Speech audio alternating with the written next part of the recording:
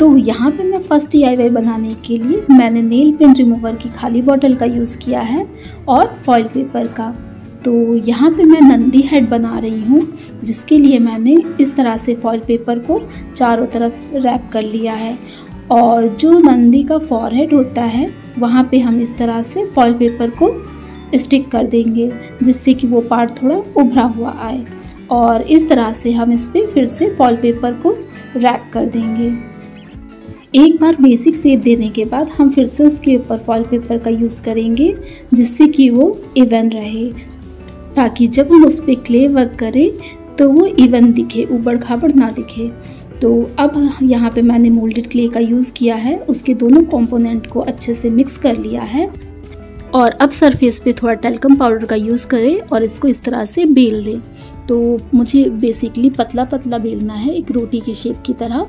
और foil paper के ऊपर इस तरह से हमें इसे चारों तरफ से कवर कर देना है। तो इस तरह से मैंने पहले पतली लेयर लगाई, देन उसके बाद फिर से मैंने मोटी लेयर का यूज़ किया है। अगर एक बार में ही मैं यूज़ करती तो बहुत ज़्यादा क्ले का यूज़ हो जाता, इसीलिए पहले आप चाहें तो फर्स्ट लेयर यूज़ करें, देन जब वो थोड़ा ड्राई हो जाए फिर सेकंड लेयर का यूज़ करें। अदरवाइज़ आप एक साथ ही यूज़ कर सकते हैं, उसमें कोई प्रॉब्लम नहीं है। बस यही है कि क्ले बहुत ज़्यादा यूज़ हो जाएगा, जो कि हमें नहीं करना है। तो इस तरह से मैंने इसे हाथ से और थोड़ा टैल्कम पाउडर लगा के इसे स्मूथ कर लिया है और अच्छे से मैंने फेस का शेप दे दिया है। तो अब इस तरह से प्रेस करके हम उसकी नोज़ बना लेंगे और बाकी का भी जो प्रोसेस है उसे करेंगे। तो इस तरह से बेसिक शेप देने के बाद हम अब इसकी सींग बना लेंगे। तो उसके लिए मैंने यहाँ पे इस तरह से पतले जो आइसक्रीम या फिर कुल्फ़ी स्टिक आते हैं उसका यूज़ किया है और उसके चारों तरफ मैंने इस तरह से क्ले रोल कर लिया है। तो अब हम इस पे थोड़ा 3D वर्क करेंगे। तो इस तरह से मैंने क्ले को पतला पतला रोल कर लिया था और इस तरह से मैंने इस पे कुछ डिज़ाइंस और डिटेलिंग कर ली थी। तो ये वाला जो पार्ट था ये मुझसे मिस हो गया था। तो वैसे ये बहुत सिंपल है, मैंने पेन से और पॉइंटेड चीज़ से ये वाली डिज़ाइन बनाई है, जो कि मेरे नेक्स्ट DIY में आपको दिख जाएगा। तो चलिए चलते हैं वीडियो पे। तो इस तरह से मैंने इनके सींगों पे भी थोड़ी बहुत डिटेलिंग कर दी थी और ऊपर भी मैंने थोड़ी डिज़ाइन बना दी थी। तो अब फेविकोल की हेल्प से हम इसे आपस में स्टिक कर देंगे। तो यहाँ पे मैंने फेविकोल और मोल्डेड क्ले से इसे स्टिक करने की कोशिश की है। तो यहाँ पे मैंने मोल्डेड क्ले में बस बचा हुआ था, तो मैंने इसे मोल्डेड क्ले की हेल्प से ही इस तरह से चिपका दिया है। और अब ये पूरी तरह से ड्राई हो चुका है और ऐसे ही बहुत सुंदर लग रहा था मुझे। तो अब इस पे मैंने जेसो अप्लाई कर लिया है। तो जेसो का एक कोट अप्लाई करने के बाद अब हम इस पे अपने मनपसंद का कोई भी कलर यूज़ कर सकते हैं। आप चाहें तो इसे पूरा ब्लैक करके इस पे कोई भी स्पार्कल वाले जो कलर्स आते हैं या फिर हाइलाइट्स होते हैं वो कर सकते हैं, उससे भी बहुत सुंदर लगता है। बट मैंने वैसा नहीं किया है, मैंने फेस्टिव लुक देने के लिए मैंने इस पे बहुत सारे कलर्स का यूज़ किया है। तो इस तरह से मैंने अपने पसंद के कुछ कलर्स का यूज़ करके इसे अच्छे से डेकोरेट कर लिया और जो पार्ट पे मैंने डिटेलिंग की थी उसको मैंने ब्लैक किया है। तो अब इस तरह से हम जब ये कलर पूरी अच्छे से ड्राई हो जाएगा तो हम वार्निश का 1 से 2 कोट अप्लाई कर लेंगे। देन उसके बाद हम इस पर कुछ मिरर्स स्टिक करेंगे, क्योंकि हम यहाँ पे लिपन आर्ट वाला नंदी हेड बना रहे हैं, तो बिना मिरर के तो पॉसिबल है ही नहीं। तो यहाँ पे हमने कुछ मिरर्स को स्टिक कर लिया है और उसके बाद अब हम कलर से थोड़ी बहुत और डिटेलिंग कर देंगे, जिससे कि ये और भी ज़्यादा सुंदर लगे। तो वाइट कलर से मैंने इसे इस तरह से डिज़ाइन बना के कंप्लीट कर लिया है। बाकी आप चाहें तो अपने अकॉर्डिंग कोई भी डिज़ाइन बना सकते हैं या फिर ऐसे सिंपल छोड़ सकते हैं, वैसे भी ये बहुत सुंदर लगेगा। तो इस तरह से मुझे जहाँ जहाँ थोड़ा हाईलाइट करना था मैंने वहाँ पे कुछ कंट्रास्ट कलर का यूज़ करके, मतलब लाइट पे मैंने डार्क कलर का यूज़ करके उसे हाईलाइट कर लिया है।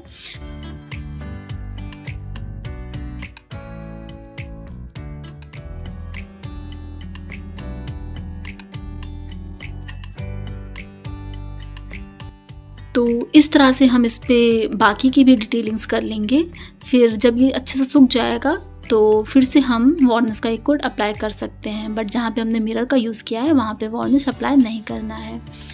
तो इस तरह से ये हमारा बन के रेडी है।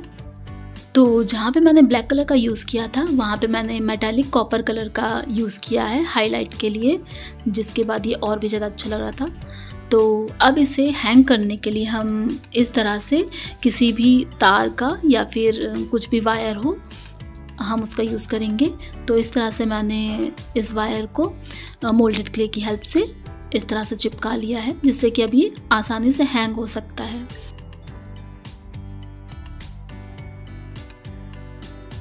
तो अब चलते हैं हम अपने सेकंड DIY की तरफ। यहाँ पे मैंने इस प्लाईवुड का यूज़ किया है।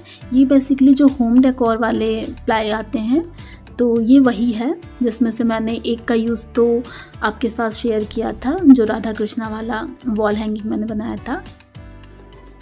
इसी तरह से हम सेकंड DIY के लिए भी मोल्डेड क्ले का यूज़ करेंगे और इसे अच्छे से बेल लेंगे।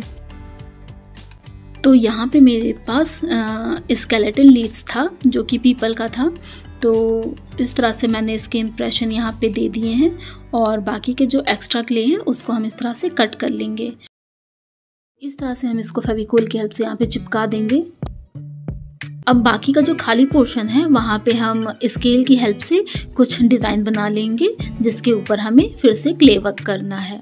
तो इस तरह से मैंने कुछ सिंपल से डिज़ाइन ड्रॉ कर ली है। देन अब हम इस पे क्ले वर्क करेंगे। और यहाँ पे मैंने फिर से मोल्डेड क्ले को पतला पतला रोल कर लिया है और इसके चारों तरफ हम इसको इस तरह से स्टिक करके एक बॉर्डर बना लेंगे।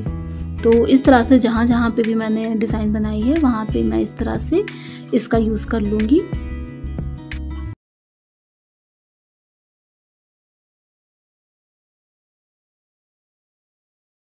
जब क्ले बिल्कुल गीला हो तब कोई भी इस पर डिज़ाइन ना बनाए, क्योंकि ये बहुत अच्छे से बन नहीं पाता है। बट जब वो हल्का सा सूखने लगता है तब उस पर डिज़ाइन बनाए तो बहुत अच्छा बन के आता है। तो इस तरह से मैंने पेंसिल और रिफिल जो भी मुझे मिल रहा था मैंने उस तरह से यहाँ पे डिज़ाइन बना ली है। आपके पास भी जो भी हो आप उससे कोई भी डिज़ाइन बना सकते हैं।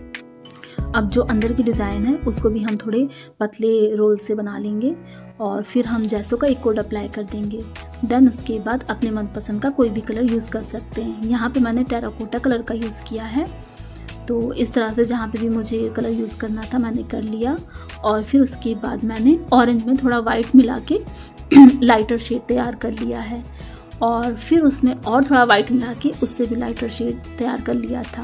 देन फिर मैंने प्योर जो ऑरेंज कलर होता है उसका यूज़ किया है। और फिर लीव्स के लिए हमने डार्क और लाइट ग्रीन का यूज़ करा है और इस तरह से मैंने इसको अच्छे से कलर कर लिया है। और फिर मुझे ये थोड़ा ऑरेंज कलर अच्छा नहीं लग रहा था तो मैंने येलो कलर इसके ऊपर कर दिया। और अब जो बॉर्डर्स हैं इसको हम ब्लैक कलर से कर लेंगे। सॉरी। इस तरह से हम बाकी की सारी आउटलाइन कलर करने के बाद चलेंगे आगे का प्रोसेस करेंगे। तो इस तरह से मैंने इसको ब्राउन कलर से कर लिया था और फिर अब हम लीव्स में थोड़ी बहुत डिटेलिंग्स करेंगे, इसको और थोड़ा रियल लुक देने की कोशिश करेंगे। तो यहाँ पे मैंने डार्क लाइट इन्हीं दोनों कलर्स का यूज़ करके इसे अच्छे से शेड देने की कोशिश की है, जिससे कि थोड़ा रियल लगे। और फिर मैंने इसकी आउटलाइनिंग थोड़े डार्क कलर से कर दी है।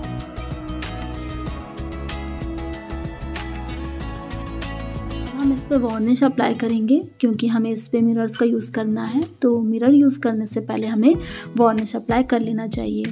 तो यहाँ पे मैंने अच्छे से 1 से 2 कोट वार्निश के अप्लाई कर लिए हैं और इसे अच्छे से सूखने के लिए छोड़ दिया है। तो अब बारी है मिरर्स स्टिक करने की। तो जैसे ही कम्प्लीटली ड्राई हो जाते हैं देन हम इस पर अपने पसंद के मिरर्स स्टिक कर देंगे। तो इस तरह से मैंने अपने डिज़ाइन के अकॉर्डिंग मिरर्स यूज़ कर लिए हैं। आप बताइएगा कि आपको ये कैसा लगा। और अब यहाँ पे हम कॉपर कलर का यूज़ करके इसे थोड़ा हाईलाइट कर देंगे। तो अब यहाँ पे हम अपना सरनेम स्टिक कर देंगे जो कि मैंने क्ले से बनाया था। और ये मैंने छोटू सा गणेश जी बनाया था क्ले से। अगर आपको इसका वीडियो चाहिए तो आप शॉर्ट्स में देख सकते हैं। इसका मैं वीडियो शॉर्ट्स में अपलोड कर दूँगी क्योंकि वीडियो बहुत लंबी हो जाती, जिस वजह से मैंने इसमें शूट नहीं किया है। तो ये हमारा लिप्पन आर्ट वाला नेम प्लेट बन के रेडी है।